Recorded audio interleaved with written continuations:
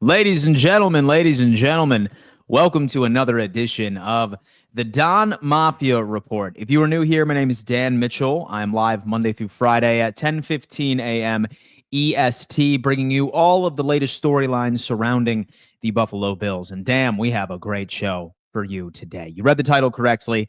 The Buffalo Bills got some unfortunate news as far as who is going to be the lead officiating team on Sunday versus the Carolina Panthers.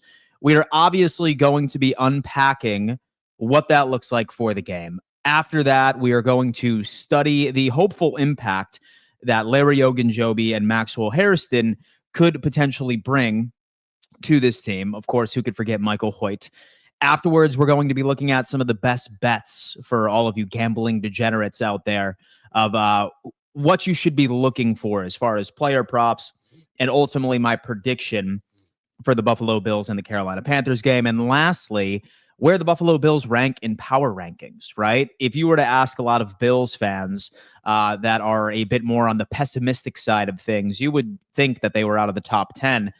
According to most national media folks, I think you're going to be surprised where this league still believes that the Buffalo Bills are at this point. Surprisingly enough, still 6 or 7 places above the New England Patriots.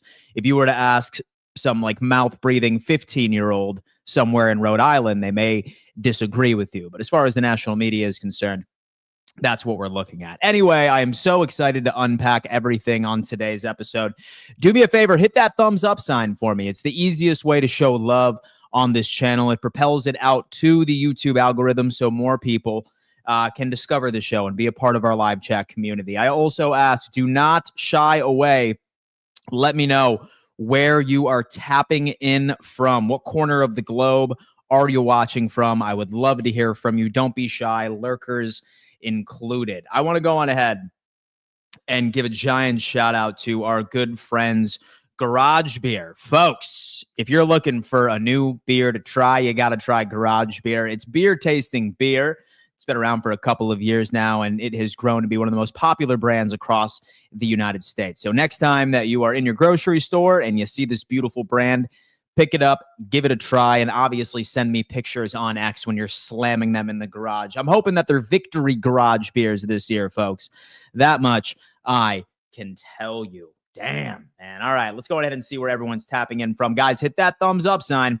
If there are 141 of you in total watching me between YouTube, X, and Facebook, have to hit that thumbs up sign, folks. That is the one rule that we need to get to. We have Isaiah. Dan, I hope you're not blaming officiating in the game. Grown man with a dragon profile picture. No, I am not, my friend. Thank you for the $5, though. Anyway, let's go on ahead and check this out. We have Big Daddy D coming in. I really hope this game isn't decided by the refs. Let's play a clean smash mouth game like we are used to. That's what I'm talking about. Guys, roll call in the chat. Let me know where you're tuning in from. Let's take a look. We have Olean, New York is in the building. Buffalo, New York is in the building.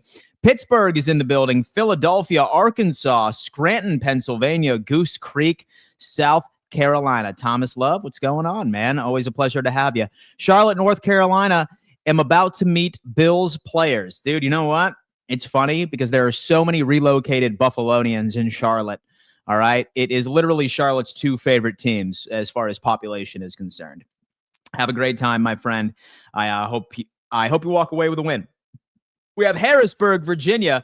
Go Dolphins. Victorville, California. Chattanooga is in the building. I'm here from Pennsylvania. Your mom's house. Yeah, right, my friend. Yeah, right. Pennsylvania is in the building. South Africa is in the building. I am checking in from Henderson, Angola. What's going on, man? Hope all is well. Virginia, Rochester is in the building. Springfield, Massachusetts. Toronto is in the building. We have Mexico. We have Pasadena, California.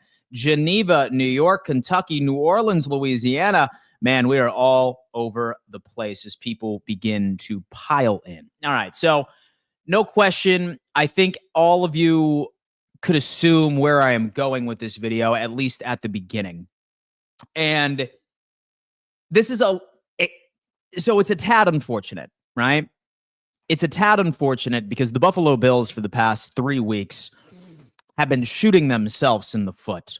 Self-inflicted wound after self-inflicted wound. This team has not been doing itself any favors. When you have double-digit penalties called against you, and when you have to make up for literally an entire football field worth of penalty yards, no wonder you're losing football games. You reflect back on the previous losses from this team. You had one team score 23 points, which is not impressive. You have another team score 24 points, which is not impressive. And when you look at an offense that, per usual, right, can score 30 points per game, it's a common denominator, folks. You see the Buffalo Bills go out, play clean football, clean complementary football. They're going to score 30 points. It's how it is. But if you ultimately end up like adding about 10 to 11 penalties each and every single game, then obviously you are going to hurt yourself and not be able to play at your highest level. Well, I'll tell you what. We have a terrible referee assignment. His name is Craig Wrolstad. He officiated the Panthers' 30-0 home win versus the Falcons. He called holding 16 times this year. So I really hope that the offensive line is on their P's and Q's this Sunday. That much I can tell you. Because all of those penalties were called within 7 weeks. He's the same ref where I know a lot of us were in the chat a couple of weeks ago where we said, damn, man, I can't believe that the Kansas City Chiefs only had 0 penalties, right? Guess what? He was the officiant during that game. He called 0 penalties against the Kansas City Chiefs. Home teams are 5-2 with him this season, and Josh Allen has a record of 3-5 with Craig Wrolstad as the officiant. Probably the second worst referee that Buffalo has ever paired with. Number one is Hockey Lee, obviously. We know how that all played out for us. But you scroll on down, and like you think, Dan, it can't be that bad. But let me tell you what, right? Out of every single game that Craig Wrolstad has officiated for the Buffalo Bills, a lot of them were very annoying losses that I think that a lot of us remember. I'm probably ripping open some old wounds as I speak right here. But hear me out. One game where he was the lead officiant was Allen versus the Houston Texans last year on the road his rookie year, right? Loss. Not ideal, right? The 2019 New England loss when Allen had a concussion, it's a loss, right? The Hail Murray, Kyler Murray, who remembers that nonsense? Without the Hail Murray, would Kyler Murray even be in the league at this point, right? I think that's a fair question. I just spilled coffee on my brand new white sweatpants. I suppose it is what it is. You know what? Hopefully that's not a bad omen. Bills overtime loss to Minnesota. Yet Josh fumbled the snap at home, loss in the Rams road thriller last year, L, right? All 5 of the L's that we see right here were thanks to Craig Wrolstad. So why am I bringing this up? And so am I like just getting my tinfoil hat ready? And so am I getting my tinfoil hat ready to get down and be like, oh, like the league wants the Buffalo Bills to lose this one? No. Why I'm bringing this up is that it is dire. It is imperative that something clicked in these players' minds over the bye week, that they need to do whatever they can to not make these mental mistakes. Because again, we are getting a referee who does not let things slide. Folks, when it comes into NFL officiating, I don't think, for the most part, right? Like there could be a couple of bad actors here and there. For me to go in and say that everybody is an upstanding citizen and would not have 1 ounce of corruption in their DNA whatsoever is just naive. Like that's children thinking, right? Like an organization is not wholly good. There's going to be some bad apples every now and again. It's the truth. But 99% of the time, right? What differentiates referees is not by incompetence or is not by malice, but it's more so that some officiating teams swallow the whistle and some officiating teams call everything and anything, no matter how ticky-tacky these penalties are. This is the type of guy that calls all of the ticky-tacky stuff. Unless, of course, you're the Kansas City Chiefs, who had 0 penalties just a couple of weeks ago when our good friend was the lead officiant. So, with that being said, I would like for the Buffalo Bills to revert back to their 3 games this season so far, from week 1 through week 3, where they were the least penalized team in the NFL. First 3, least penalized team. Last 3, most penalized team. Hell, I would even be okay with being smack dab in the middle. That's likely what I am. So that's a storyline that unfortunately we are discussing. But anyway, we can go on ahead and move on to the next topic. I'm going to go ahead and get a couple of questions here from people in the chat, man. Let's go ahead and talk about it. This is a bad omen. Dan, you got to burn those pants. I feel like I have to burn these pants. Nice Nike white sweatpants. You cannot get that. Some people are just legitimately bad at their job. Some people are, right? But some referees are just a hell of a lot more aggressive and don't let things slide. Some do, right? Wrolstad and Hockley are the two that often don't let teams get away with the ticky-tacky type calls. They are more prone into calling flags. Lack of consistency is incompetence at some level. Dan, am I crazy for thinking the Browns have a chance of beating the Patriots this Sunday? They definitely do. 110%. They definitely do 110%. CT in the house. Go Bills. Gabe, he's tapping in from Connecticut. What is going on, my friend? So that's going to be a storyline. Let's go on ahead and unpack this injury report for the Buffalo Bills, right? It was released yesterday, and you would hope that a lot of these players with the bye week were able to get some rests. And I'm hoping that we can see the return of Matt Milano. That's most important for me. And that's, in my opinion, one of the only realistic options. That and Dalton Kincaid, I think that it's very realistic that he will be back as well. But starting off with Terrell Bernard, he has an ankle injury and he was limited on Wednesday. He's been struggling for this team, man. He has probably been one of the worst tacklers out on the field all season long. Does his ankle injury have something to do with it? Or does he have the case of the yips? I'm strongly getting to a point where when the Buffalo Bills line up in nickel, I would much rather that you had Shaq Thompson and Matt Milano out there as your 2 linebackers, because Shaq Thompson's been playing the best football, arguably one of the best defenders that we have on this team, ironically enough. Bernard has been a liability out there in that portion of the game. Now, I don't think that Buffalo is going to do it because Buffalo is loyal to a fault. They are going to ride with Terrell Bernard unless, unfortunately, he ends up getting injured, right? And he's out for a couple of games. If Bernard is semi-healthy, he's going to be your Mike linebacker.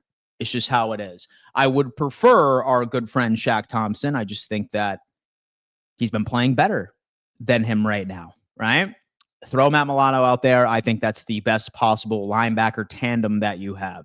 If we're running 4-3, where the Buffalo Bills have been doing quite a bit of this season, bench Dorian Williams, put him far away from this team, and go on ahead and ride with Bernard, Shaq Thompson, and Matt Milano. I think that is the linebacker core that Buffalo needs, right?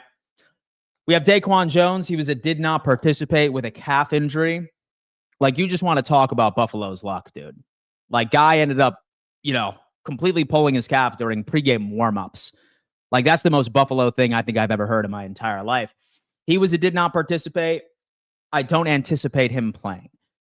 Surprisingly, he was looking very good prior to this injury. He was one of the few bright spots of this defense as a whole. But luckily, we have reinforcements in which that we are going to be discussing here momentarily. We have Dalton Kincaid, oblique with limited. I imagine that he is going to play. He is going to be a key piece to this passing attack, which I think is going to have a great day on Sunday. You have Matt Milano with his pectoral. He is limited. I saw some practice videos of him working a bit onto the side. He looks okay. But for some reason, he has like a brace on his right arm. I mean, maybe it's his bicep. Like, that poor guy just can't avoid an injury to save his life. You have Josh Palmer, a knee and an ankle, did not participate. Kind of have a funny feeling that he's going to be added to the IR. Same thing with Taylor Rapp. Palmer is going to be added to the IR because his injury is serious. Taylor Rapp is going to be added to the IR because he is buns.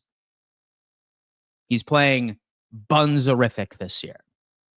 So do not be surprised once Taylor Rapp is elevated to the IR. And then Curtis Samuel, ribs, he's limited. I mean, more than likely, we're probably going to see Curtis Samuel lined up on the opposite perimeter of Keon Coleman. And so I would say this year or this week, I still think that Curtis is being shopped around. Who would take Curtis Samuel for how much? I don't know. We're going to have to see. We are going to have to see. But as far as this injury report, as far as players that I do not see playing, I think it's all of the guys that were designated as did not participate. I have a good feeling that with the exception of Maxwell Harrison, I think all of the limited guys are going to play. That's Dalton Kincaid, Matt Milano, Bernard, and then also Curtis Samuel. And then with Maxwell Harrison, obviously, he's still working off of the IR. So that's the injury report. We will have yet another update later at about, I think, 3 or 4 p.m. EST. And I will be unpacking that with my friend Clay. He is a YouTuber that covers the Carolina Panthers. He's going to be giving me his thoughts on the game and the matchup. So I'm excited to be sort of unpacking that with Clay by itself. But, folks, we have some big news here. The Buffalo Bills have welcomed back Maxwell Harrison, Michael Hoyt, and Larry Ogunjobi back to this defense. And you know what?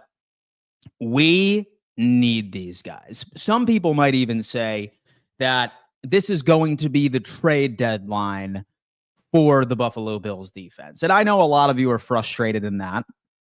I know that if you were in charge of this organization, you would be, making some phone calls to Arizona for Budda Baker. Or you would be making some phone calls to potentially bring in a CB2 from a team that has no chance of making the playoffs. I don't think that Buffalo feels that way. I think they might be active at the trade deadline. I think they go more so toward a wide receiver than they do on the defensive side of the football. But stepping into Brandon Beane's mind based off of previous behaviors, I think that these moves of guys being elevated off of suspension and off of IR is their big splash at the trade deadline. So can these guys improve this team? Let's go on ahead and unpack them one by one. And I want to start off with this guy, Larry Ogunjobi. If, for example, you follow me on X, or if, for example, you were tapped in a couple of days ago when I was discussing how Larry Ogunjobi could be one of the keys to improving our run defense. And by improving our run defense, folks, no, I am not saying he is going to make us a top 5 run defense. He is going to make us a top 10 run defense. Not at all. I am saying, though, that statistically he should improve it. Where it stands, this Buffalo Bills run defense is allowing 5.8 yards per carry. But then when you look deeper into the numbers for this run defense, this team is second most in allowing explosive runs. We have 31 explosive runs allowed all season, all throughout 6 games. It's significant. It's about 5 explosive runs per game. If, for example, that you were to take those out of the equation, the Buffalo Bills are only allowing 2.5 yards per carry every other scenario. Some people might say, oh, Dan, that doesn't matter. Say, for example, I do really good on my diet every day, but I pound a cheesecake at night for a nightcap. How's my diet going? That's not how data in the NFL works. And the reason why I'm looking at this take as far as explosive runs allowed, I also look at the fact that out of all of the 954 yards allowed on the ground this year, 36% of them were from Bijan Robinson and Derrick Henry in week 1. So what does that tell me? What does explosive runs really tell you about a defense? It doesn't tell you that we're a bad run defense. Sure, if you want to be lazy about it. What it tells you is that we are an awful tackling team when running backs get to the second level. When DBs are failing to wrap up, when undersized guys in the second level of the defense are intimidated by going after some of the larger running backs. Explosive runs is a tackling stat, folks. It is not a run defense stat. Why do I think Buffalo has allowed so many explosive runs this year? Number one, I think tackling is a massive issue. But when you end up taking a step back and you look at, okay, how can we put these undersized DBs and these undersized linebackers in a better position? Like, Buffalo's never had a good run defense or like a top 10 one in a very long time, but we weren't this bad. So how can we diagnose this? Like, what is the difference? The difference, my friends, is actually quite simple. I'm going to go ahead and pull this up for all of you here. When you look at Larry Ogunjobi, okay, he is going to be the best run tackle percentage player on this team immediately. In 2024, 19.68% was his run tackle percentage. That automatically makes him the best on the interior side of the defensive line. When you look at the rest of the defensive line, what stands out to you? Well, what stands out to me is that the best defensive tackle as far as run tackle percentage is Ed Oliver. But guess what? He's played 2 games this year. He's played 2 games. So who has been filling in for Ed Oliver in this injured defense? You have Deion Walker, who's been looking great, but he's a rookie. You have Jordan Phillips, practice squad player. You have Zion Laug, practice squad player. Have TJ Sanders, practice squad player. Mathis wasn't even included in this, but he was also a practice squad player. So maybe, just maybe, when you look at common denominators, when you're not at least creating contact in the A gap, that defensive tackles are accustomed into helping out your second level, no wonder that our undersized DBs, undersized safeties, undersized linebackers are having a difficult time tackling at that second level. Assuming that Larry Ogunjobi can come in and give us some sort of semblance of this number at 19.68%, you're damn right I'm feeling pretty good about it. Like, will we go from 32nd to top 10 in a couple of weeks? Hell no. But you're damn right. If, for example, that I would love, and to see him get us to about that 21, 22 mark. I unpacked the data even further. And I said, hey, you know what? What are the Buffalo Bills giving up yards per carry if you were to eliminate Bijan Robinson and Derrick Henry's production weeks 1 and this previous Monday Night Football? It's 4.7 yards per carry. Is that great? No. But what number is worse? 5.8 yards per carry or 4.7 yards per carry? 4.7 yards per carry puts you right in line with the Kansas City Chiefs.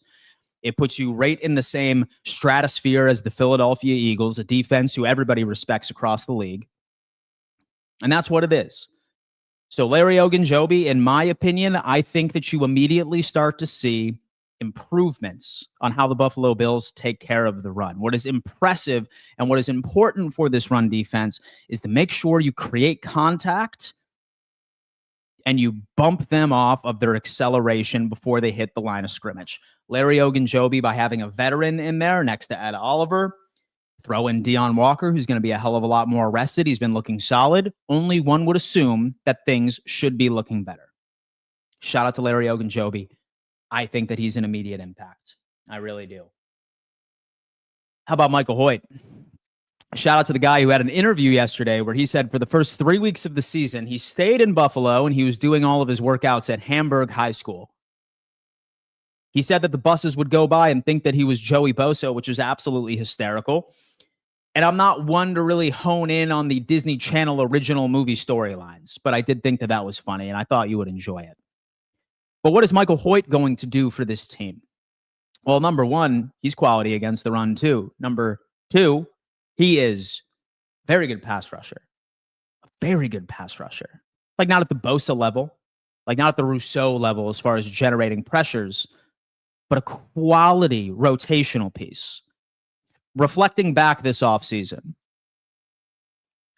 all fans were talking about how great it was that the Buffalo Bills if all healthy, would have a deadly rotation at the defensive line. The Bills' defensive line is at their best when they can efficiently rotate players in and out. Adding Michael Hoyt to this is going to, number one, make sure that Joey Bosa is not out there for well over 60% of the snaps.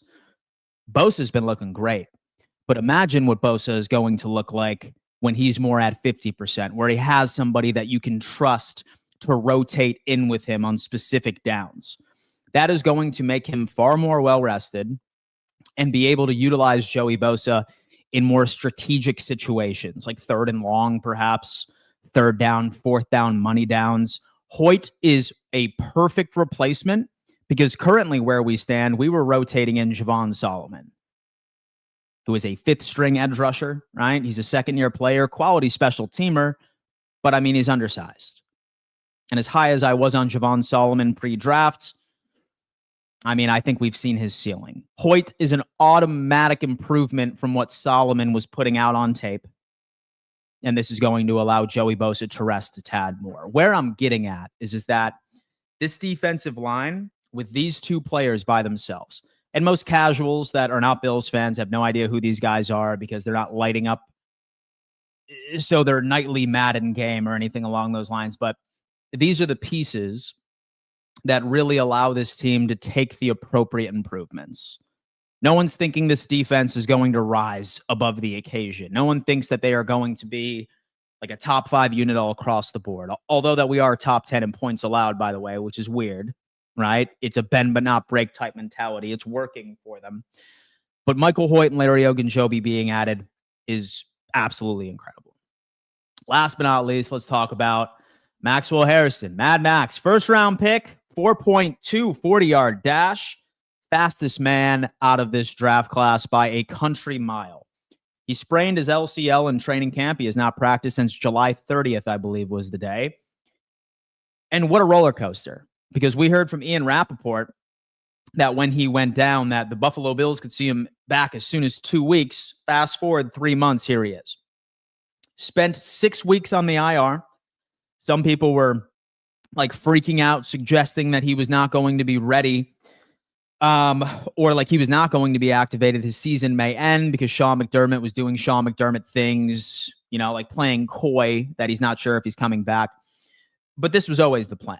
And like you were going to activate him once the bye week is over so he can get that extra rest. Now his 21-day practice window opens up.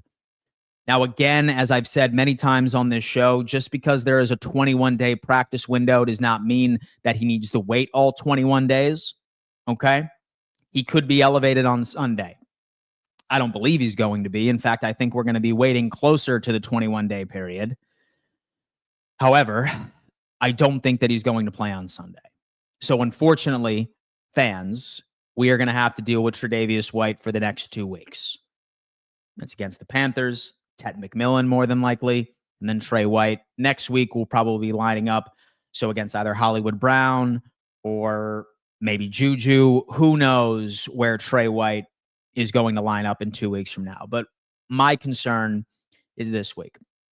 As far as Maxwell Harrison, dude, I think you see him versus the Miami Dolphins. Because remember, while he's been looking good, I've seen videos all over X. He appears to be moving fluidly, but you also have to remember that he has missed a lot of reps, key reps into development of being able to jump in to the NFL. And because Guy has not played football in regulation for about 10 months now. Like, when was Kentucky's last game last year? Like late December, perhaps? So we're going to need Maxwell Harrison to really pick up this playbook, get those reps in practice, and hopefully he's ready in about 3 weeks. Does he help this defense? I hope so. And so I really hope so. I don't think that CB2 is that important for the Buffalo Bills. I really, really don't, right? What the Bills need to do is, number one, they need to limit these explosive runs. Like, that's key, right? And number two, we need to finish the job because our defensive line is getting a lot of pressure right now. Like we're top 3 in pressure percentage. We're top 10 in sack percentage, surprisingly enough, as well, when you actually boil down the numbers compared to the rest of the league. If you have a quality pass rush, you can make up for having below average secondary play. But having Xavier Worthy on your secondary, while I think that CB2 is not even the top 3 of what is wrong with this defense, I do think this provides a cherry on top. I do think that this provides an interesting solution to some of the speedier wide receivers that we are going to be facing as the schedule commences. So let's cross our fingers. Let's hope that Maxwell Harrison is all good to go and lock in. Guys, reminder, make sure you subscribe to the channel, turn on bell notifications, and hit that thumbs up sign, man. Let's lock in. All right, man. What's the chat got to say for a little bit? And then we'll get to the next topic here in just a second. This is my guy right here. Free, what's going on, man? Hope all is well. Is there an instance where you see Walker, offensive guard, and Ed all on the line at the same time? And what do you think that looks like? So you see Deon Walker and Ed. Yeah, man, look, like when it comes into Deon Walker, he has been playing the one tech position very well. He's been one of our best run stoppers all year. He is arguably the best rookie we have coming out of this class. And so far, you have seen that. Like, you have seen a couple of reps with Deon Walker, and you have seen a couple of reps with Ed Oliver as the pair. Now I think we're going to start to see a pretty healthy rotation of Larry Ogunjobi and Deon Walker, which is only going to elevate this team. Because when you ultimately end up looking, and you know what? I would love, in fact, I'm probably going to go on ahead. I'm probably going to look up, out of all of the explosive runs we let up this year, I'm curious to see who was playing one tech for the Buffalo Bills.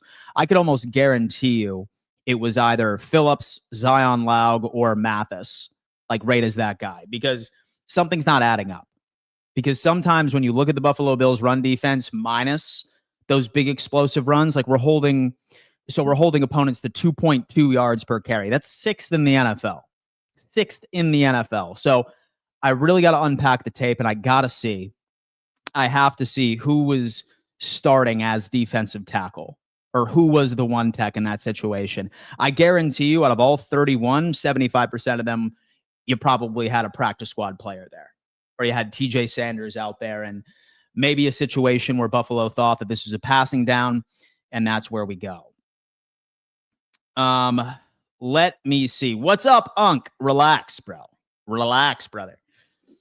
Pats look pretty good right now. They have the weakest schedule known to man. What is your confidence level that they stumble? I think they struggle against the Browns this week, surprisingly enough. Are you scared of the Pats taking the division with their easy schedule and Drake May impressive quarterback play? Good team, and they are certainly far ahead of schedule, but I still have the Buffalo Bills winning the division. I do think the Panthers cover this week. Plus 7.5 at home is just too much. That's a great segue. That is an awesome segue. Because, folks, I think it's time for us to discuss this matchup. I did my full preview yesterday, but now I kind of want to jump in to my overall prediction of exactly how I feel that this team is going to perform on an individual basis, how the offense is going to perform, how individual players are going to perform, and some of the best bets, some things that I'm really liking for this upcoming matchup. But as you can see, the Buffalo Bills are clear favorites against the Carolina Panthers. If you haven't seen already, the Buffalo Bills are minus 7.5 favorites in Carolina as we speak. I'm not sure if it has something to do with the fact that more than likely that we're going to be seeing Andy Dalton as their starting quarterback. Maybe that gives us a bit extra juice. But as you can see, each and every single analyst over at NFL Network has picked the Buffalo Bills. You have a 28-17 by Daniel Jeremiah. You have 27-20, 31-23, 26-21. You can read, but it's pretty clear that Buffalo is the heavy favorites for this game. Now, if you really want me to get into my deep preview of this game, where I ultimately ended up pointing out some things I think Buffalo is going to be able to take advantage of, I encourage that you check out my stream from yesterday, where I told you everything that there is needed to know about this Carolina Panthers team defensively and offensively.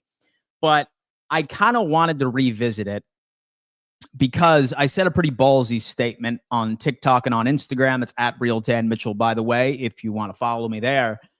But I'm very confident that this Buffalo Bills offense has a lot of favorable matchups against the Carolina Panthers, specifically when it comes into the trenches. Now, when you look at the Carolina Panthers, I do want to give them credit for what they do well. And what the Carolina Panthers do well is that they are a top 3 run defense in the league. They ended up holding the second best, most efficient running back in the NFL, the Dallas Cowboys sort of committee, to a very conservative amount of production.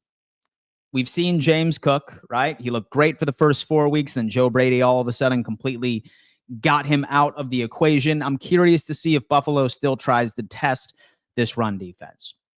But how Buffalo ultimately ends up winning this game is by taking advantage of the clear mismatch that the Buffalo Bills offensive line has against the Carolina Panthers pass rush. Folks, when you look at this pass rush in Carolina, they are 32nd in the NFL for pressure percentage. They are 32nd in the NFL for total pressures. They only have 51 pressures on the season. And a team that you would see that struggles in creating organic pressure, you would assume that they would blitz a lot so that they could make up for it, right? Not the case whatsoever. They are 27th in the league for blitz percentage, 28th in total blitzes. So this team does not or is not capable of generating a lot of pressure. Last week was a different story. They finally went off. Derek Brown is somebody you really need to give respect to. But you have to look at where the Buffalo Bills offensive line is compared to the pass rush that they have been putting up collectively all season long. And you also need to account for the fact that Josh Allen is more than likely going to be in a clean pocket more often than not. The Carolina Panthers are 32nd in the NFL for allowing opposing quarterbacks a clean pocket, dead last in the league. When you look at Spencer Brown, you look at Osiris Torrance, McGovern, Edwards, Dion Dawkins, these guys have the advantage. What's the most important thing to make sure that your offense goes? That's the trenches, and the Buffalo Bills have that figured out. Some of you might come up and say, oh, Dan, what about last Monday? How was that? Okay, we were talking about a team that was top 3 in pressure rate, and we were talking about a team that blitzes more than any team in the NFL. The Carolina Panthers don't do that. So one could assume, based off of all of the information that we have been able to collect about this team already, that the Buffalo Bills offensive line should win. Now, obviously, as we started at the beginning of this episode, no penalties, for the love of God. No holding, all right? Like, don't feel like you need to hold in any specific situations because this team's not generating a lot of pressure. I'm looking at you, Dion Dawkins. I'm looking at you, Spencer Brown. For the love of God, do not hold anybody. Play some clean football. You already have the advantage in your pass pro. You take advantage of that. So with all the protection that I foresee Josh Allen having, what exactly is this team going to do, and who do I think they need to target? Well, let me tell you what. This guy right here, J.C. Horn, one of the best cornerbacks in the NFL, if you were to ask me. He was, for about 5 minutes, the highest paid guy at the position until Derek Stingley got his contract. So the Panthers got an absolute deal on this young man. They really, really did. He's leading the team right now with 3 interceptions. Out of all of the other interceptions, you have DJ Wanham got one. You have an edge rusher that ultimately ended up getting an interception. And then I want to say Smith Wade also ended up adding to the interception. 6 total turnovers this year from the team.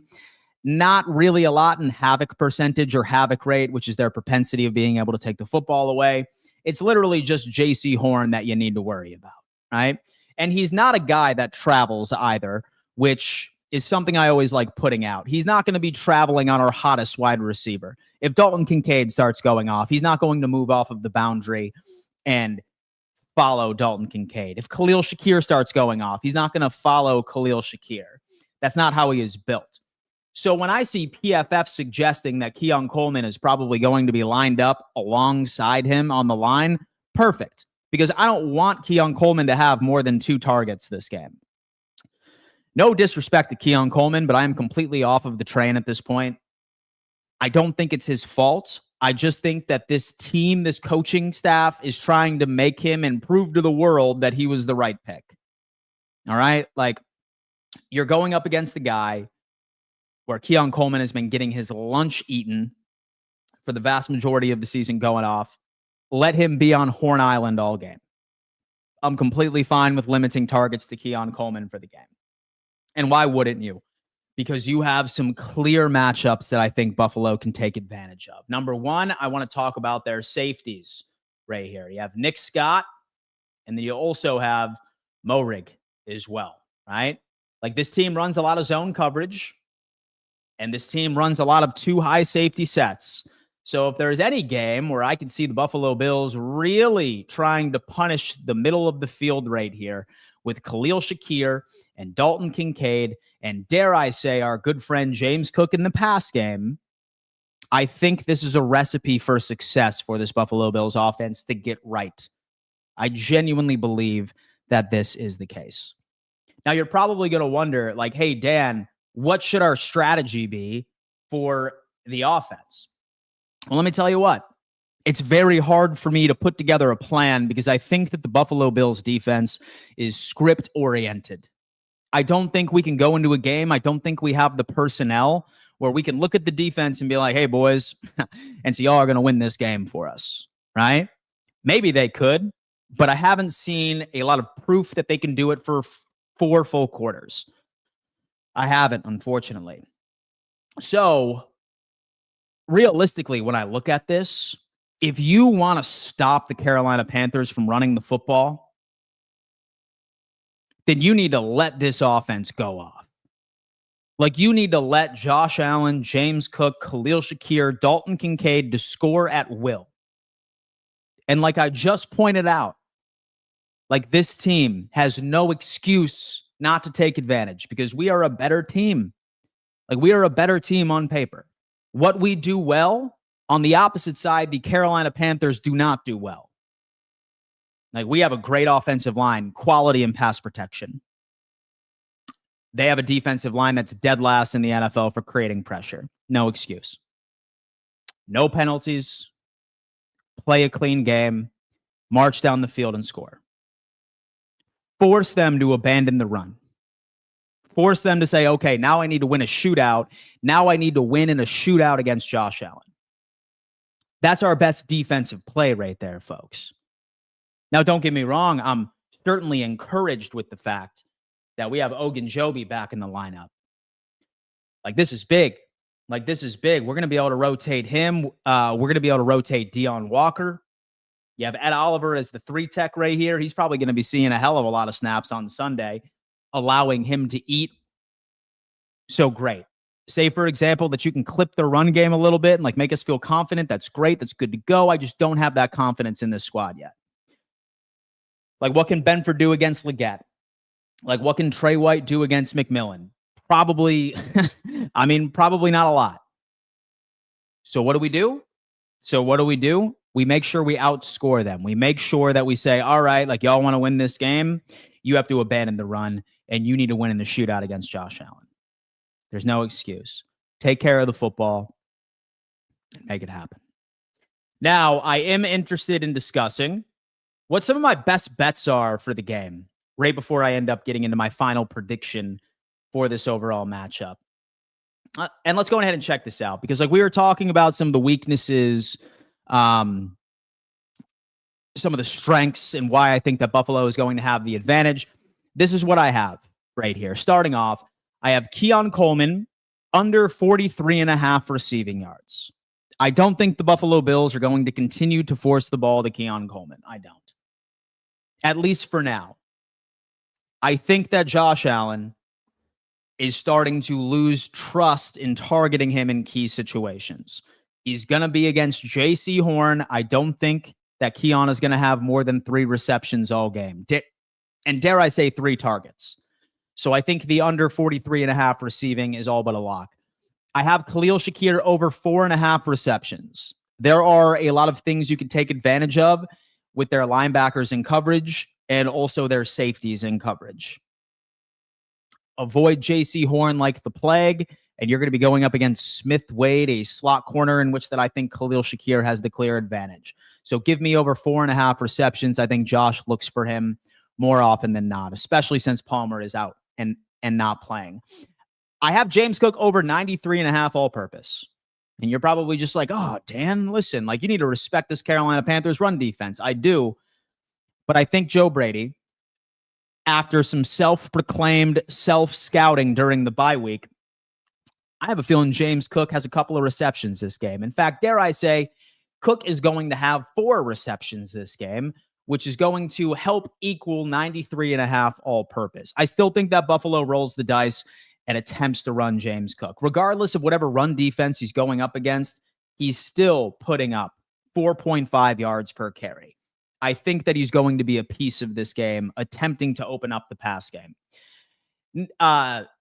So next up, I have Josh Allen, well over 223.5 passing yards. I have him cracking 300. I really do, man. Like you have a quarterback's best case scenario as far as more than likely having a clean pocket more times than not. 72.5% of the time, the Carolina Panthers provide a clean pocket for all opposing quarterbacks. That is dead last in the NFL. That is going to give him all the time in the world to look for James Cook in the passing game, Kincaid, and or Khalil Shakir. So I love Josh Allen over 223.5. Rico Dowdle, well over 53.5 rushing yards. Like, let's just bet against this run defense. So we're in the business of making money over here. So you might as well, go on ahead and bet Rico to go over. I'm interested to see how the snap share is going to look like between Hubbard and Rico Dowdle.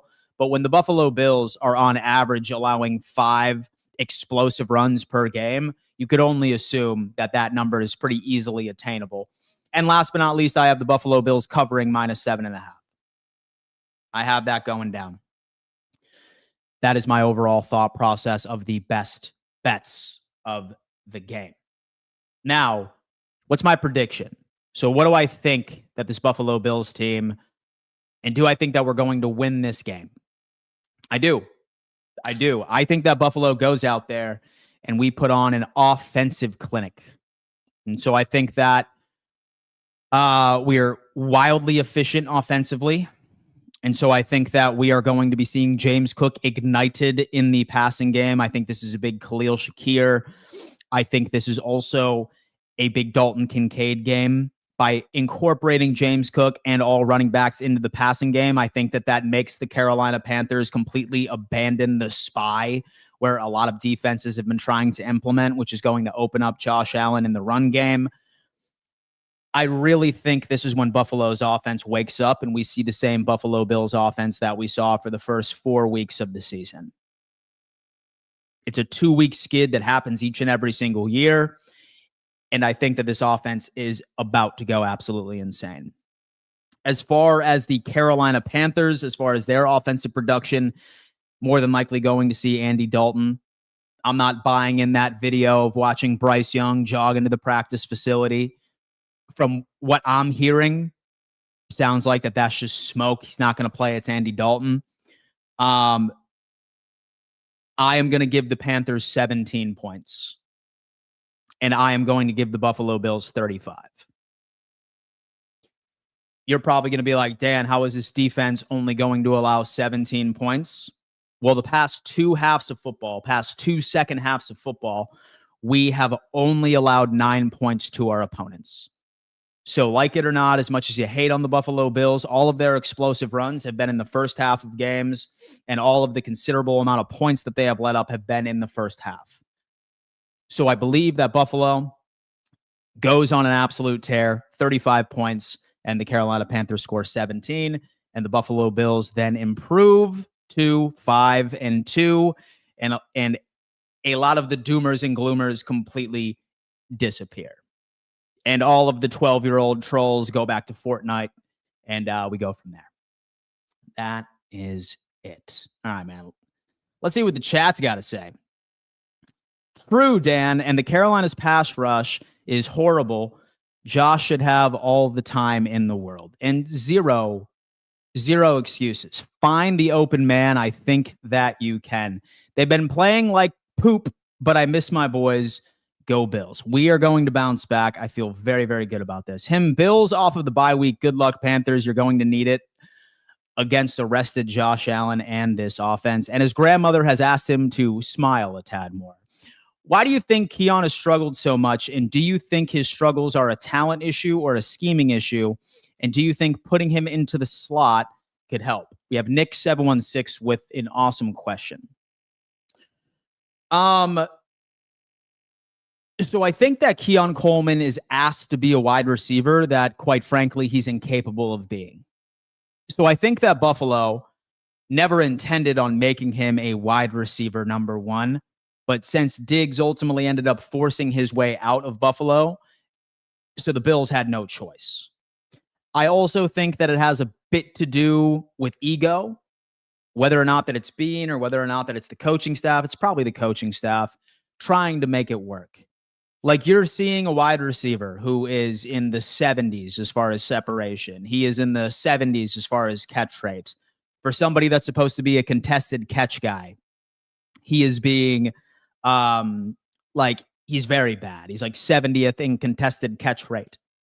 So why he's out there for the majority of the snaps makes no sense to me. He's not an X wide receiver. He's not fast enough, right?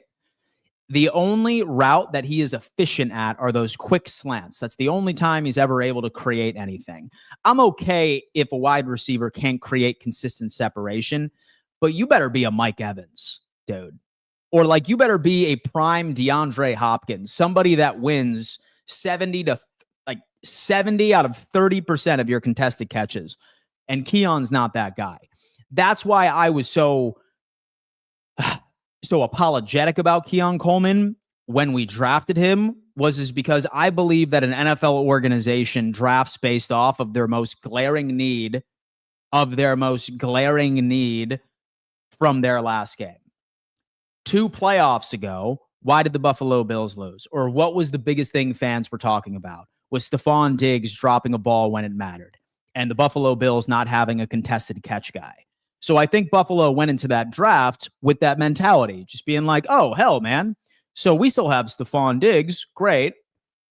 But we need a contested catch guy because Gabe Davis isn't that dude. So that's why I think we drafted him, because we drafted based off of our biggest weakness on our last game. And that's what you do, like, when you're a GM. But no one would have thought that he wouldn't have been able to maintain that type of consistency going into the league. And even in college, he wasn't all that good in contested catch situations. I think that they were just highlight watching. I doubt it, but still. So I think Keon Coleman would be a hell of a lot more effective out of the slot. But then again, like, why are you trying to take away snaps from Khalil Shakir? Like, who is a great slot receiver, for some odd reason, hasn't really been targeted as much as we thought. Like, does it have something to do with his high ankle sprain? Like, during, so the preseason, is that still bothering him? Like, there are just a lot of question marks. As far as Keon, man, I think that he's most effective out of the slot. And even if you do line him up out of the X, he's just got to be a dude that, like, you just have him like as slant boy, right? So make him that one guy out of New Orleans for a long time, right? Who was that one wide receiver that, like, won the Triple Crown, but, like, everyone called him Slant Boy? Was Michael something. Was a Saints wide receiver who was a dog for like 2 years. I think that's what you do with Keon Coleman. Make him Slant Boy, right? I think that's exactly what you have to do with that type of wide receiver. Have someone who's probably, it was Michael Thomas. Like, that's who Keon Coleman needs to be, if you were to ask me. What can you say? What can you say? All right. So the Buffalo Bills are no stranger to power rankings, right? And oftentimes being top 10 in just about every single rating. But is it fair? Should the Buffalo Bills be ranked where they are collectively? I ultimately ended up running a scan on Sumer Brain, which is like the Chat GPT of sports data. And I asked it, What is the Buffalo Bills average power ranking going into NFL Week 8? And you would be surprised to hear that their average is 6. Crazy, right? If you were to ask fans of this team, most of them are Scorn fans that so were cognizant during the 90s Super Bowl loss run. Some are kids, right, who only knew winning. And it's crazy too, right? Because like I've noticed the most negative people, like when it comes to the Buffalo Bills, are either one, it's people that were consciously aware, like in their teenage years or their early 20s, when the Buffalo Bills were on that 4-year Super Bowl run in the 90s. And then also kids that, for the most part, have only known the Buffalo Bills to be successful, for the most part, right? As far as being consistent and being in the playoffs and making it to the AFC championships. Like kids that were born in like 2012 or 2013, like soon as when they ended up getting to like 7, 8 years old, like that was the first time when the Buffalo Bills went to Houston and played ball. Now they're teenagers, right? So all they knew was the Buffalo Bills winning, or at least being a competitive team. It's people right in the middle. It's people that were born in the 90s, that grew up in the drought, that have understood a bit of how much of a difference we've noticed in Sean McDermott and Josh Allen, that rate, in my opinion, are more middle of the road and wait and see type mentality. But regardless of how you feel, let's take a look at a couple of these power rankings and see where the Buffalo Bills are. So the Buffalo Bills on PFF, which is a platform where I think a lot of people respect, right? It's a super wonky type grading system. Some people don't like the scores, some people do. But they have the Buffalo Bills at 5.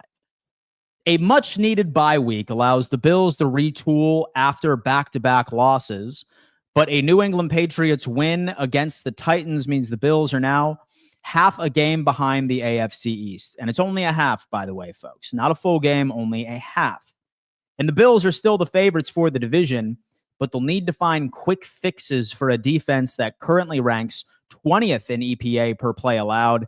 No one is asking for a top 10 unit, but the Bills need to find their way closer to league average post-bye.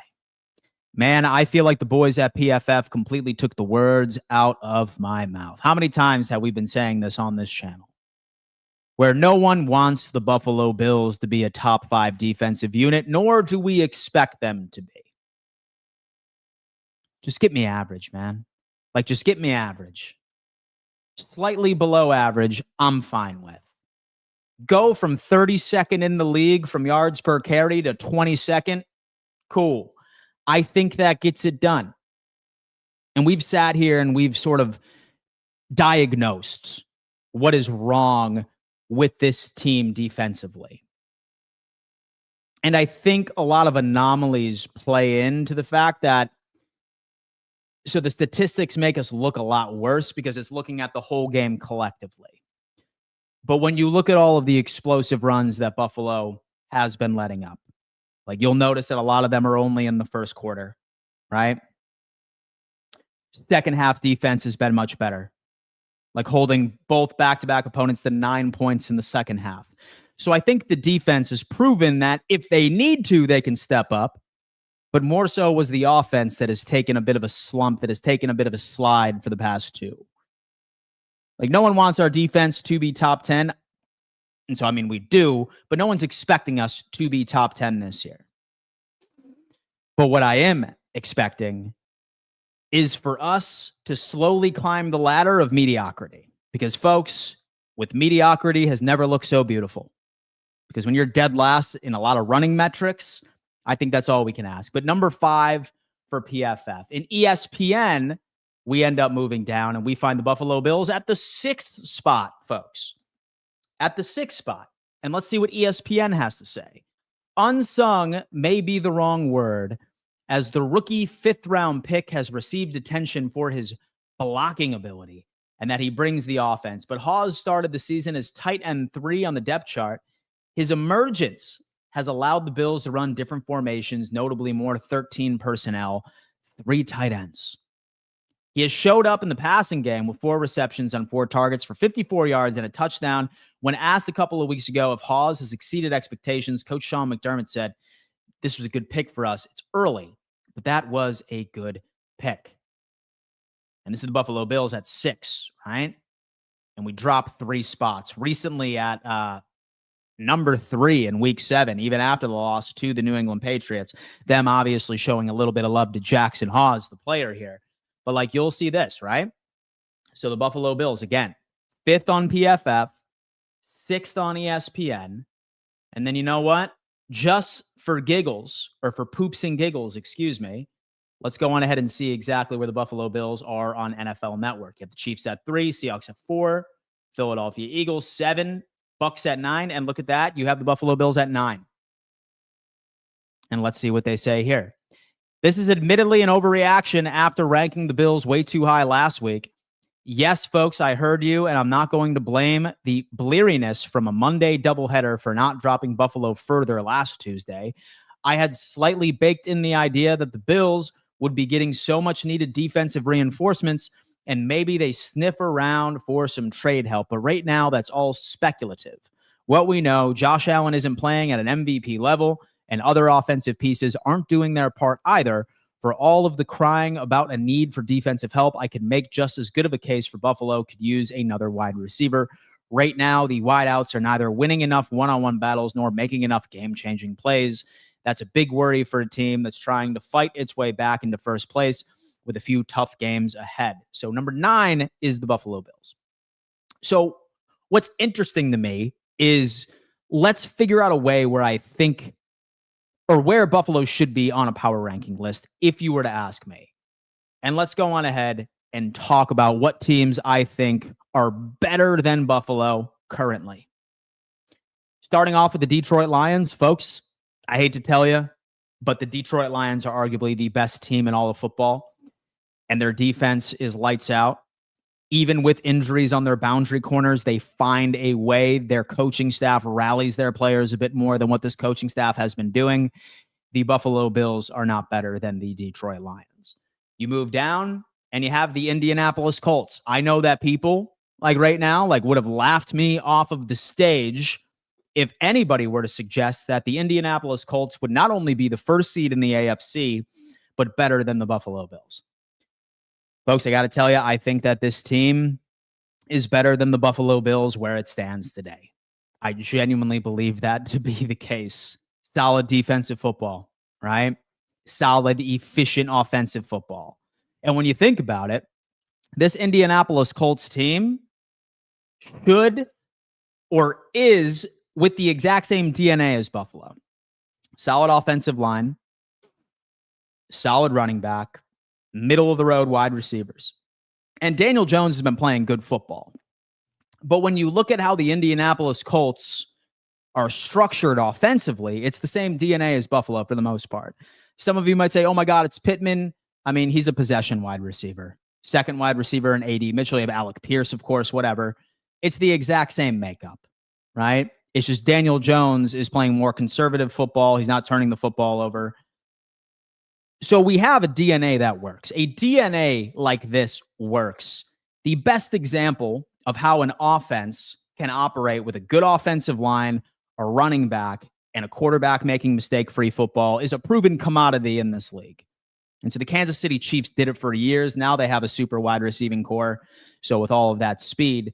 But Indy should serve as an example of how you can have an offense like that from a DNA perspective, and they can make it work. Oh yeah, by the way, with Tyler Warren, right? Solid rookie tight end. We have Dalton Kincaid, who's been playing very well. This Colts offense literally built, cut from the same cloth as what Buffalo is. And the advantage we have is the better quarterback. So we can make this work, folks. Trust me on that. We can make this work. So many countless examples of really how it works each and every single season. But right now I have the Indianapolis Colts better than the Bills. Have the Kansas City Chiefs. I think once they ended up getting their reinforcements back, I would say that the Kansas City Chiefs are a better football team than Buffalo. I do think that they had their slump earlier in the season. I think that we're going to have an answer to who truly is the better team next week. Of course, assuming that Buffalo beats the Panthers. But as far as Kansas City, I have Buffalo over that. As far as the Seattle Seahawks right now, no. I probably wouldn't have Buffalo better than this team as we talk right now. Solid offensive play. So with JSN, great wide receiver, it's working for them. And of course, their defense is absolutely reeling. This is where we get interesting. I do think that the Bills are better than the Green Bay Packers. So I really do. Knowing what I know from this team, I think that the Bills are better than the Green Bay Packers. I think the Bills, and so I think that the Buffalo Bills are better than the Philadelphia Eagles as well. I think the Bills are better than the Rams. I think the Bills are better than the Buccaneers. So how I look at this overall power ranking, I think if you were to ask me, I would put the Buffalo Bills at number 5. Now prove me right. Now beat a team that you should beat and go from there. It's Buffalo Bills team, man. It's Buffalo Bills team. Let's go ahead and get some Q&A in the building. Let's see what we got. I mean, they are still a top team. Colts can only beat who is on their schedule. It's a solid team, dude. And so when you're 6-1 and you're winning with Daniel Jones, oh man, it's working that way, man. It's working that way. Sure. And so I like watching the Colts kick butt with Jones. It is fun. I love a good comeback story. I really do. I just joined. What's the terrible news? Jackson, man, we were just talking about a ref, but have no fear. LMAO, he said, better than the Packers and Eagles. He's crashing out hard. Why do you have another grown man with his shirt off as your profile picture, bro? Like, that's not you, bro. Like, that's not you, pal. Okay? Anyway, Park is coming in. Would you feel better or worse if Bryce Young plays on Sunday? Better. And so to be honest with you, I think that he has a bit more chaos rate to him. So he has a bit more chaos rate to him. Like, he's prone to making mistakes. He's still young. He's like a roller coaster. Like, you know what you're getting with Andy Dalton. So slightly, I would feel better if Bryce Young was playing, because now we're going up against this, like, whatever, and just go from there. I'm going to the game this weekend, North Carolina. Addison, have a great time, brother. Thank you so much. And do you think no huddle would help our offense? No. So what would help our offense is literally just stop force feeding the ball to Keon Coleman, like utilize James Cook in the pass game and make Josh Allen take everything underneath, because everything is available to Josh Allen underneath. It's just how it is. So that's kind of where I'm at. All right, we have Diana coming in saying, and do you think the Bills can win out for the rest of the season? Say that we go out and play our best football, like the discipline-free type football. I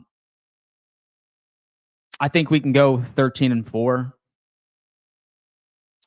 But say that we continuously like shoot ourselves in the foot, right? And like we don't fix some of the issues with the offense. And so a lot of that is just like gamesmanship and how you plan around everything. Yeah, I think ceiling's 13-4 right now. I am going to see the Bills play the Panthers and the Bucks tomorrow. I love it. I would rather Panthers actually challenge us with their offense just so we see where our defense is, because I'm tired of winning against horrible offenses and make it seem like the defense is good. Look, all I care about is a dub, 5-2. Just get there, say that we look great. I'm happy about it. And do you think Palmer is going to the IR will light a fire under Bean to go out and get a wide receiver at the deadline? Yeah, for sure. Like 110%, we are going to go on ahead and grab a wide receiver at the deadline. Let's win this weekend. That's what I'm talking about. How do you make Josh Allen take things underneath? Josh just has to be better. It starts and ends with him. And so by him taking things underneath is him being better, right? So I know that he's come across before. So he's come across before where, like, he said that he doesn't want to be captain check down, but sometimes you need to be captain check down. It's not like our wide receivers are are like really winning downfield. We're not. So if Cook is open as the check down, right? Or if Shakir is open in the flat, and so you got to take it. It's just how it is. All it takes is a huge win to change the attitude and mindset of the team. Chiefs were 0-2 until they whooped the Giants. Let's go, Bills. Absolutely. Bills W, add the money line to our parlay. We got Jay coming in. He's saying, I'm adding that money line. We need to use Elijah Moore and Curtis Samuel more, both 4-4 guys. Speed makes a difference. What's important is making sure that Josh can establish some sort of chemistry with these dudes. That's the most important thing that we can do. I had a chance of going to the next game, but I turned it down. The Bills are 0-11 when I attend the game. I'm not risking it. Dude, thank you for your service, my friend. I appreciate that. Over under one jet sweep on Sunday. It better be under. Or so the dude behind me is going to get an ass whooping. We have Josh's guy, Tom Brady, and became the GOAT being captain check down. He needs to take a page out of his book. I totally understand that. Bills will be fine. It just takes one game to get everything back on track. Hopefully it's this game. What's the chances the Bills actually get Olave or even trading for anybody? So for the past 2 years, we have made a move at the trade deadline, right? Like we got Amari Cooper last year and we got Rasul Douglas 2 years ago. So history suggests a move will be made. Who is it going to be? That's an entire different conversation. Hopefully it's Olave. But then again, the problem with Olave is that he's literally a concussion away from retiring. So where are we? Be sure to hit the like button. Even this Chief fan hits the like button for Dan. Jamie, he's my favorite Chiefs fan in the building. That much I can tell you. I have a distaste for both offensive coordinator and defensive coordinator, and I don't know if it's justified, but both look lost on the field a lot, and it's frustrating. So I feel like we have this conversation every single year when the Buffalo Bills have lost 2 straight. So let's hope. Let's hope that this changes, right?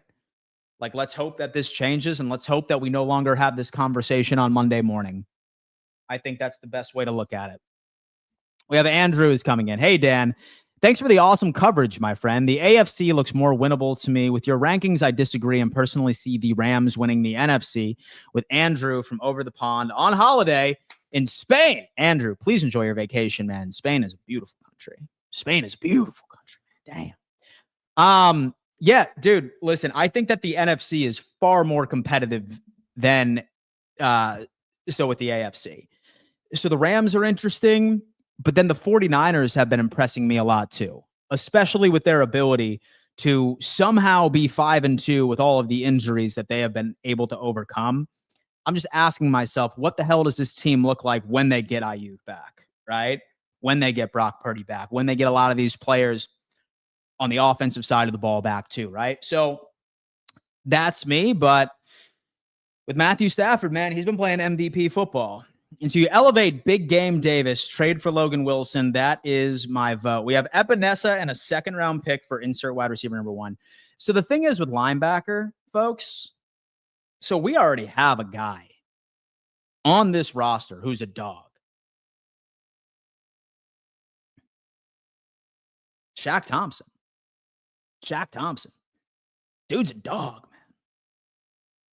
And so if we want to trade for a linebacker, save the money and just make Shaq Thompson a 99% sort of type linebacker. So that's your solution right there. Shaq Thompson, baby. That's all it is. We have channel. We need to use Elijah Moore and Curtis Samuel more, both 4-4. I agree. You can't predict how the big uglies match up with each other, and with any team can beat each other unless it's college football. LOL. So you can make educated guesses. We have 230 people in the live chat and only 122 likes. Come on, hit that like button and subscribe. Yeah, guys, for sure. Say, for example, that you guys are watching and enjoying the show. I just ask that you hit that like button and subscribe as well, because I do want to remind everybody, I am giving away this signed Thurman Thomas helmet. I extended the giveaway from last week because a lot of people were just very upset with the Buffalo Bills, and I had a lot of trolls in there. I didn't want a troll to win this helmet. I wanted the Bills fan to win it. But I've extended the giveaway. And if you want to be a part of these giveaways, guys, you need to be a subscriber to this YouTube channel. There's no ifs, ands, or buts. have to like this video as well, and you must be present during my live play-by-play reaction on Sunday at halftime, because that is where I end up picking a winner. And so I'm going to go on ahead and be funneling this giveaway to TikTok, Instagram, X. A lot of people are going to be in here during halftime, and I select a winner through a very random process that I'm sure you guys are familiar with. So say, for example, that you want to win, all right, then you must be a subscriber to this YouTube channel, and you have to be present during halftime of my live play-by-play reaction. I think we can get that done. It's crazy Panthers didn't try and re-sign Shaq Thompson. I mean, he's getting older, right? He's getting older, but he's still got some gas in the tank. No doubt about Shaq, but that's only one spot. So Milano can't stay healthy, and seems that that's been the case against Bernard these days as well. It's just my thoughts. And P.S., I would love that helmet. Go Bills. Hey, man, listen. Have no fear, guys, because I have a lot of potential giveaways already. I am sitting on a treasure trove of things I'm giving away this season. So spoiler alert, say, for example, you want to be eligible for my giveaways, you got to be a subscriber to this YouTube channel. Statement. We need to try our first and second round picks for players. They usually don't hit for us anyways, and we need to help now, not in the future. I better see Cook utilized more, both in the run and the pass game. You and me both, dude. You and me both. Is this McDermott, Bean, Brady, Thompson revenge game? It's tough for me to see like McDermott and Brandon Bean to have like any bad blood with the Carolina Panthers organization, right? So they both willingly left. It's not like that they were pushed out. So I don't see it as a revenge game. Shaq Thompson, maybe? Like maybe he feels some type of way about his team not re-signing him. I don't know, but we'll see. Dan, you host one of the best live shows I've ever subscribed to. Keep it coming and go Buffalo. Thank you so much, man. Thank you so much, dude. I try to be entertaining for you people, man. I really do. And so I try to be entertaining for my friends in the live chat every single morning. Shout out to my boy. Thank you so much, man. And the Terminator was the man, my favorite Bills player in the 90s. Dog, man. We need to see less Keon on the field until we can find a way to utilize him more. Feed Cook the ball and get Kincaid and Shakir the ball by all means. Surprisingly enough, Keon Coleman's very good at run blocking. That much he is good at. He's very good at run blocking. I would agree with you to limit his targets, though. It's not working. Like, dude does not deserve to be getting wide receiver 1 targets. It is what it is. Question, if you were Brandon Bean, what would you do? Like a list of what you would do in his position. So, this is a fun exercise. So I'm going to pretend that I'm the GM and the head coach. And so I'm going to pretend that I'm like a Bill Belichick, right? And so I'm running the office and I'm running the coaching. This is exactly what I would do. So to fix this defense to a degree, and then also what I would bring in. Starting off, number 1, I would be really mixing in a lot of different players on the defense. Number 1, I'm adding Taylor Rapp to the IR, right? Practically ending his season, or as many would coin, a soft bench. Next up, I'm elevating Jordan Poyer from the practice squad to be the starting safety alongside Cole Bishop. Some of you would be like, oh my God, Dan, that's your solution, Jordan Poyer? Yes, it is. Because quite frankly, anything is an improvement from what Taylor Rapp has been putting out on the field. So that's number 1. Number 2, I am elevating Shaq Thompson to play a hell of a lot more snaps as the linebacker. He's very well-rounded, solid in coverage. He's a great tackler as well. So I'm putting him out there more often than not. I'm going to limit Terrell Bernard's snaps until he proves that he can be more productive. So replacing him with Shaq Thompson. I am making sure that the defensive line rotation is as healthy as humanly possible. I am limiting Joey Bosa's snaps to about 50%. I'm plugging in Michael Hoyt so Joey Bosa can be more so available at full strength during 3rd and long situations where I think that he has the best opportunity of making splash plays. I'm also regularly rotating that one-tech defensive tackle. Once Daquan Jones gets back, I'm looking at 33% of the snaps Walker, 33% of the snaps Daquan Jones, 33% of the snaps Larry Ogunjobi. I'm making sure all three of these guys are as well rested as humanly possible. I'm having Ed Oliver go absolutely nuclear, right? That's what I do on the defensive side of the football. Now I revert back over to the GM side of things. I am going out and I am making calls to the following organizations. Number one, to the New York Jets for Garrett Wilson. I'm probably going to get hung up on, but I'm at least making a call. Say, for example, somehow, some way, they're like, okay, yeah, I will shell off 2 first-round picks. I wouldn't even hesitate. Same thing with Jalen Waddle. I expect to get hung up on for both of these calls, but I'm making a call, right? Because the worst they can say is no. I have to do my due diligence. Number 3, I am making a call to the New Orleans Saints. I am only targeting Chris Olave. He is the only one that is truly a wide receiver number 1 that brings a wide receiver number 1 skill set to this team. We've heard that Chris Olave is working on a long-term extension with the New Orleans Saints. I don't buy that for a second. I really think that was a smokescreen to elevate his value to the masses, hoping that New Orleans can grab something a bit higher of a draft pick, especially with his injury history on the table. I'm calling the Saints. I'm willing to offer a third and fourth round pick for him, and I'm shipping over Curtis Samuel to the New Orleans Saints as a bridge wide receiver until they find his replacement in the draft next year. That's what I'm looking for. Say that they come back and say, oh, a third or a fourth, screw it. I will send over a second if at all necessary, but I think a third and a fourth gets it done. If that isn't the case, I am reaching out to the Minnesota Vikings as well for their wide receiver too, Jordan Addison. He's still on his rookie contract.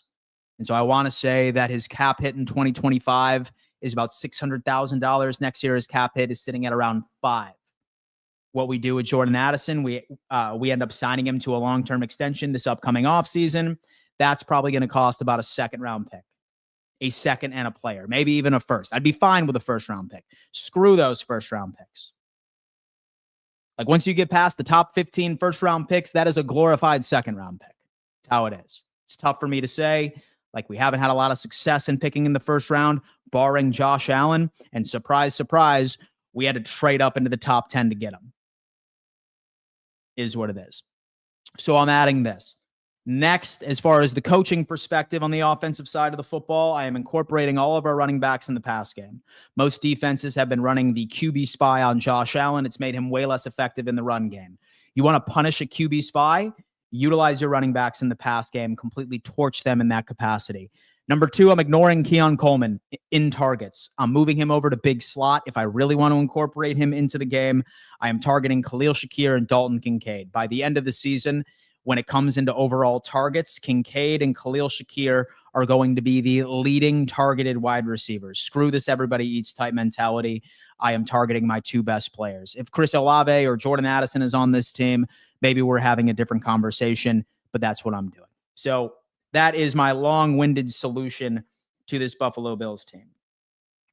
We have the delusional Patriots fan is saying, I don't buy it either because if he wants to get paid, the quickest way to get with a good quarterback, for sure. That's what I'm talking about. Truth, but he's not the only wide receiver that we can utilize here. He'd be in a rotation, for sure. For sure. We have Invader. With the Khalil Shakir, supposedly Allen's security blanket as a receiver, we talk too much about why Keon is getting the looks and not why Shakir isn't. It's not enough. It's not enough is made of what Shakir isn't doing. I mean, look, he had a high ankle sprain during this preseason, so I have no idea. Maybe it's still bothering him. Like maybe that's limiting why he hasn't been implemented as much. We have somebody saying, thanks, Daddy. Whoa, dude. Whoa. We can relax on that, my friend. And all of our running backs have hands and can create routes. Should have been done since the beginning. Well, hopefully all this self-scouting that Joe Brady suggested that he got done will be a different story. Would we trade Keon for somebody? I don't know. So not this year. Like maybe year 3, but not this year, I don't think. How would you fix our cap space issue? So we're going to be in a good situation next year. So with the cap by itself is increasing on average about $30 million per year. So we should be pretty damn good next year. We're going to have a bit more money than we have for the past 2 years. So it's going to fix itself. So bright horizons are right around the corner. But all right, guys. So right earlier in the episode, you heard me talk about my best bets for the Buffalo Bills and the Carolina Panthers game. I need to give a giant shout out to our good friends, Sleeper. Folks, Sleeper, bar none, the best player prop platform on the market today. Signing up gets you $20 just for signing up, folks. No deposit needed. If you decide to put a deposit down, they're matching it up to 100% all the way up to $100. Simple process. Just pick 2 to 5 players, accurately predict if they are going above and or below their metrics, and you can see returns up to 1,000x your play. You do not want to miss out on Sleeper, folks. They are doing wonderful, incredible things over there. Go sign up so you don't miss out. Folks, thank you so much for tuning in to another edition of the Don Mafia Report. I'm going to be live later this afternoon, not only on the Bills Roundtable, but so I'm also going to be live on this channel again at around 6:30 p.m. EST.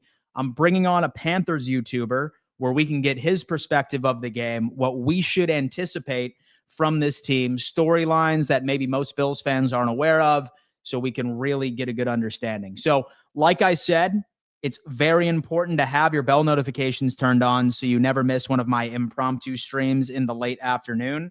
So do all that, guys. I love each and every single one of you. Thank you so much for tuning in, and I will see you next time. Peace.